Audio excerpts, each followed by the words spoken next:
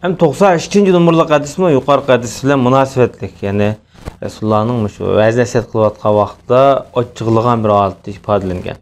Bu hadiste bizge Muhammed ibn Ala hadis sözləb bəgən idi dedi İmam Bukhari rahmetullahi. Bu kişi dedi bizge Ebu Usame Buraydin. Bu Ebi Burdadin, Ebi Musadin hadis sözləb bəgən idi dedi. Bu yedik ravilarının ki hemin birisine tercümalı başta öttü. Muhammed ibn Ala Ebi Kureyb namıyla meşhur. Bu adam deydi o hem de Ebu Musa Eş'ari. Peygamber Aleyhisselatü Vesselam bir öz yaxtılmaydıgan mesele hakkında sual soraldı. Şimdi olan bu mesele köpüyü egendeki Resulullah'ın ki bir xil açıqlanğan hali görüldü de. Ondan kişiler dedi ki menden xalığan nəslərini soranlar dedi. Bir adam dedi ki dadam kim o ya Resulallah dedi. Peygamberimiz dadan Huzafe deb cevap verdi.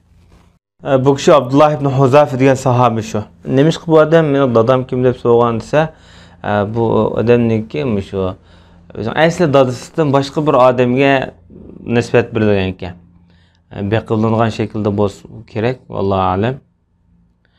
Peygamberimiz bununki dadısının kimligini qanday bilgan desa, elbette bunu vahiy orqali biladi. Yoki Rasululloh o'zidagi tabiiy nubuvvat parasiti bilan bilalaydi. Şuningdek yana bir qo'pab, "Mening dadam-ku ya Rasululloh" debdi. "Sening dadang Salim, Shaybaning ozodkardisi" dedi. Endi shu jarayonda Umar ibn Xattob shunday diqqat qilsa, Payg'ambar sollallohu alayhi vasallamning ko'zida bir xil g'azab uchqunni ko'rdi-da. Ko'rib dedi, "Ya Rasululloh, biz Allohga tövbe qilaylik" deb shunday dedi. Umar nayt parasatlik odam bo'lg'achqa Peygamber sallallahu aleyhi ve sellem'deki bu sahabalarning turli savollardan bir az Resulullah bu yerda bir ochiqlash, nafratlanish hodisi yuz berdi bu yerda. Bunlar oqmagan savollar bo'lib ketdi. Buning ichida masalan ba'zi munofiqlar savol so'ragan avvallar bo'lgan. Masalan, bu masxir qilish ustidan so'raydi, mazaq qilish ustidan so'raydi. Bir qism o'zi saddiroq sahabalar bu babının içinde mesela nemi soğuğa vaxtida soğuğan nəsinki uramığı diqqat qılamaydığı əvvallar bo'lib qolishi mümkün deyil. Şu noktadan şunun için Peygamberimiz ayada "Mende soranglar" degan gepi Resulullah'ınki açıqlab degan gepi etti. Bu açıqlab berilgan gep ne? O sahabalarning bir qismi bilmay so'raverdi yana. Lekin Umar ibn Xattob bilib qoldi-da bu maqsadni. Şuna biz Allohga tövbe qilamiz deb bu yerda darhol istig'for etib o'zining tövbenchilikini bayon qildi. Sahabe onasına qachiq berib keyin bu avvalni onasi anglaganmi, dadam kim o degan sahabe.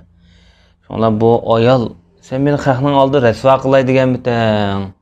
Mening jahiliyatda nima ish qilganligimni sen bilamsan, nima bilasan sen?